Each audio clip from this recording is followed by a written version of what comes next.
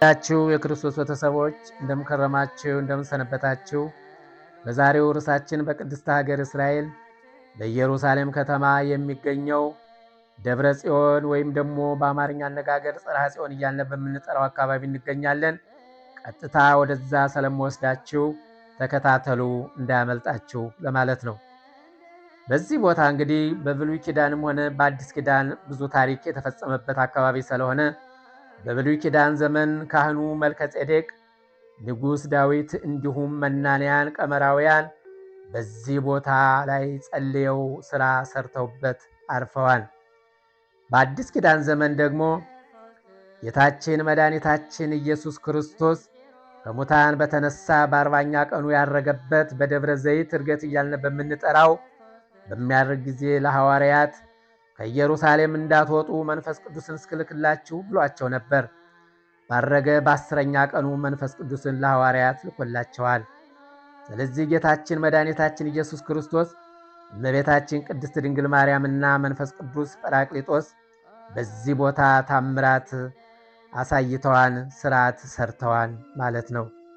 በዚህ ያረፉ አባቶቻችን መነኮሳት እንዲሁም ሊቃውንተ ቤተ ክርስቲያን በጽርሐ ጽዮን፣ በጌቴሴማኒ፣ በዮርዳኖስ፣ በምስካበ ቅዱሳን ተክለ ሃይማኖት ቤተ ክርስቲያን ያረፉት የሙታንን ለማሰብ ዛሬ በጽርሐ ጽዮን በዓመት አንድ ጊዜ ተገኝተን የነፍስ ይማር ጸሎት እናደርጋለን ማለት ነው።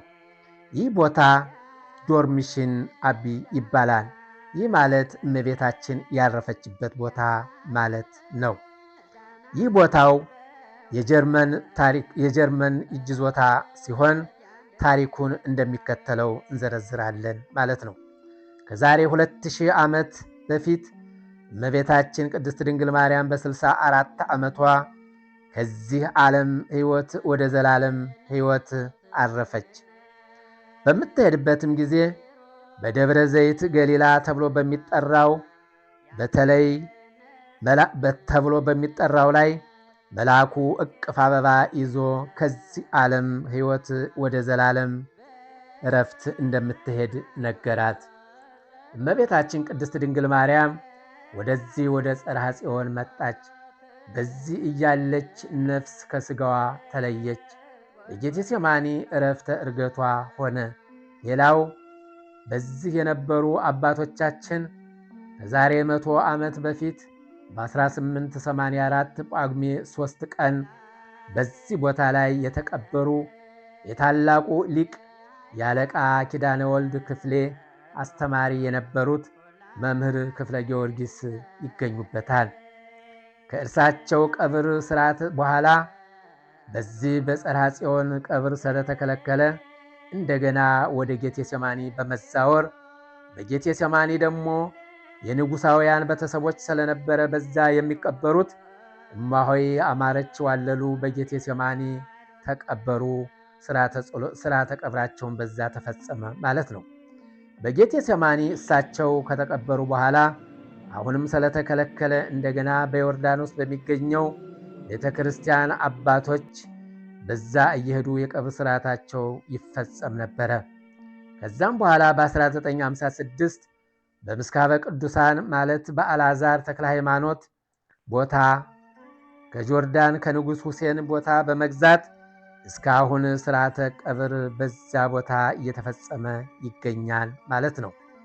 ስለዚህ ዛሬ የምናከብረው የነዚህን የነፍስ ይማር ሥርዓተ ጸሎት ስለሆነ በጽርሐ ጽዮን ተከትሎ የምንጠራውም ከዛሬ 2000 ዓመት በፊት አውሎ ነፋስ ሞላው፣ በእሳተ አምሳልም እየተከፋፈለ በደቀ መዛሙርቱ ላይ አረፈ። በዚህም ጊዜም በየሀገሩ ቋንቋ መናገር ጀመሩ ይላል ቃሉ። የተሰበሰቡበትም ከአራቱ ማዕዘን ነበረ። በዓመት 3 ጊዜ ወንድ ልጅ የሆነ ሁሉ ለተቀደሱ ቦታዎች ለእግዚአብሔር ምስጋና እየመጡ ያቀርቡ ነበር።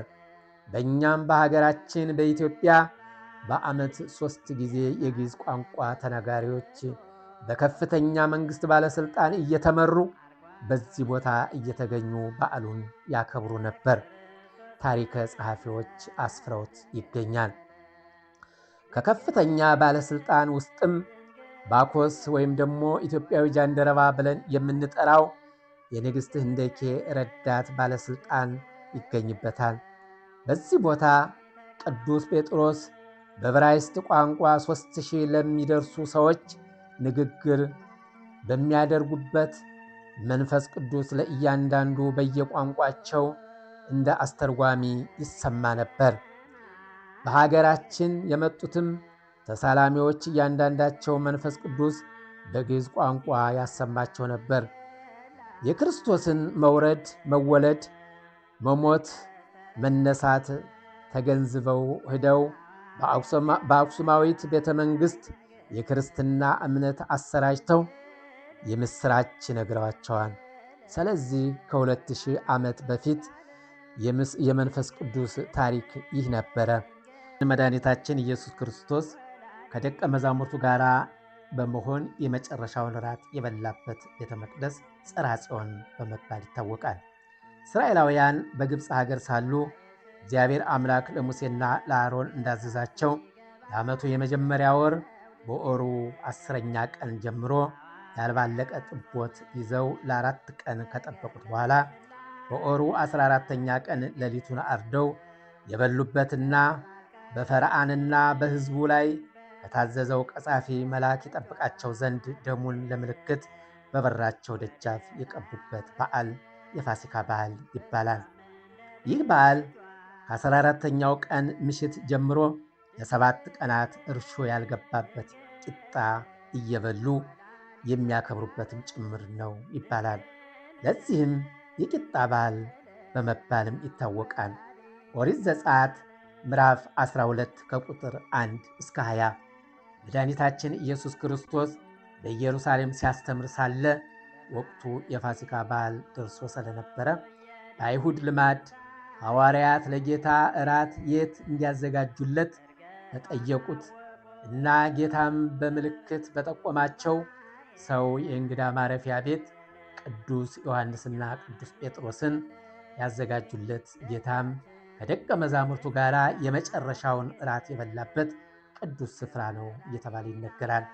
የሉቃስ ወንጌል ምዕራፍ 22 ከቁጥር 7 እስከ 13 በዚህ ስፍራ ጌታችን መድኃኒታችን ኢየሱስ ክርስቶስ ለሰው ልጆች ድህነት ሲል በመስቀል ላይ ስለሚቆረሰው ቅዱስ ሥጋውና ስለሚፈሰው ክቡር ደሙ የአዲስ ኪዳን ምሳሌ እንደሆነ ያስተማረበት፣ ህብስቱንና ወይኑን አንስቶ ባርኮ ለሐዋርያት እንካችሁ ብሉ፣ እንካችሁ ጠጡ ብሎ ለደቀ መዛሙርቱ የሰጠበትና የፍቅርና የትህትና ባለቤት የሆነው የሐዋርያቶችን እግር ያጠበበት ቅዱስ ስፍራ በዚሁ በጽርሐ ጽዮን ነበረ።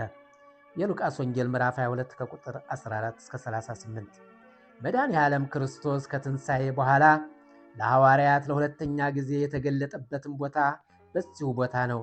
የዮሐንስ ወንጌል ምዕራፍ 20 ከቁጥር 19 እስከ 29 ሐዋርያቶችና እመቤታችን ቅድስት ድንግል ማርያም በአንድ ቤት ሆነው ይጸልዩበት የነበረውም በመጨረሻ ጌታችን ባረገ በ50ኛ ቀኑ ለሐዋርያት መንፈስ ቅዱስ የወረደላቸው በዚሁ ቅዱስ ስፍራ በመሆኑ የመጀመሪያውን የክርስቲያኖች ቤተ ክርስቲያን በሚል በክርስትና እምነት ተከታዮች ዘንድ ይታወቃል።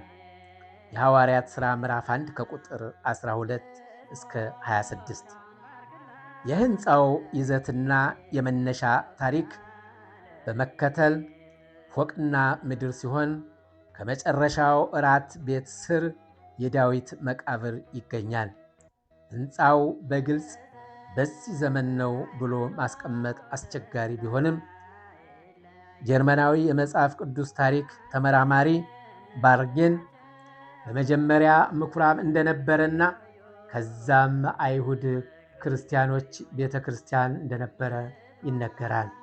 ነገር ግን ጥጦስ ቤተ መቅደሱን ባፈረሰበት በ70 ዓመተ ምህረት እንደ አውሮፓውያን አቆጣጠር እንደፈረሰ ተጠቅሷል። በመቀጠልም በ382 የሮማ ገዥ የነበረው ቴዎዲዮስ አንደኛ በሐዋርያት ስም በ394 ቆይቶም በ415 ኢየሩሳሌም ሊቀ ጳጳስ የነበረው በአባ ዮሐንስ ሁለተኛ ቅድስት ጽዮን ቤተ ክርስቲያን በቀደመው ቤተ መቅደስ በተጨማሪ አስፋፍቶ እንዳሳነጹበት ይገለጻል። ይሁን እንጂ በ614 ፈራሶች ኢየሩሳሌምን በወረሩ ጊዜ ቤተ ክርስቲያኑን አስፈርሰውታል። በኋላም መስቀላውያን በከፊል በእመቤታችን ስም ቤተ መቅደስ ቢያንጹበትም ብዙ ሳይቆይ በሙስሊሞች በከሊፍ ሐሊፍ ሐኪም ፈርሷል።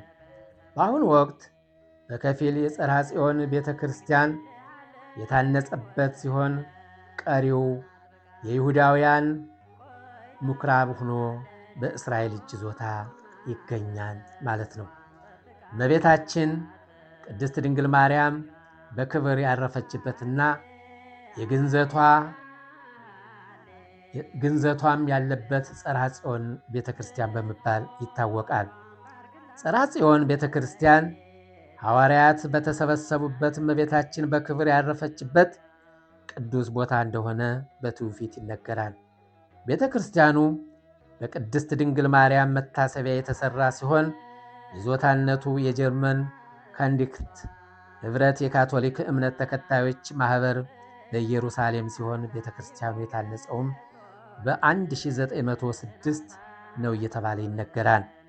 ከዚህ በተጨማሪ በ1948 እና በ1967 በእስራኤል በነበረው ጦርነት ከፊል የመፍረስ አደጋ ገጥሞት የነበረ ሲሆን በቤተ ክርስቲያኑ የታችኛው ክፍል ከልዩ እንጨትና ከዝሆን ወይም ተመሳሳይ እንስሳዎች ጥርስ የተሰራ የእመቤታችን ግንዘቷ የሚመለከት ቅርስ ይገኛል ማለት ነው። ስለዚህ የተወደዳችሁ የክርስቶስ ቤተሰቦች በዚህ በጽርሐ ጽዮን እንግዲህ ጌታችን ከትንሣኤ በኋላ እመቤታችን ቅድስት ድንግል ማርያም 14 ዓመታት በዚህ በጽርሐ ጽዮን እንደቆየች ይነገራል። በዚህ እንዳለች ከጌታ ልደት በ48ኛው ዓመት በሞት ከዚህ ዓለም ተለየች ይላል። ሐዋርያት ተሰብስበው ባሉበት አስከሬኗ ባጎበር አድርገው ወደ ጌቴሴማኒ የወሰዱት ከዚሁ ከጽርሐ ጽዮን ነበረ። አሁንም በጥሩ ሥራ የተሰራ የእመቤታችን የቅድስት ድንግል ማርያም የረፍቷን የሚያመለክት ግንዘት ያለበት በዚሁ ይገኛል። ጌታ በጽርሐ ጽዮን የመጨረሻ እራት አበላ፣ የሐዋርያትን እግር አጠበ፣ መንፈስ ቅዱስ ለሐዋርያት ሰደደ ወይም ላከላቸው። ሐዋርያት በአንድነት ተሰብስበው ሳሉ ሰላም ለሁላችሁ ይሁን ብሎ በመካከላቸው ተገኘ።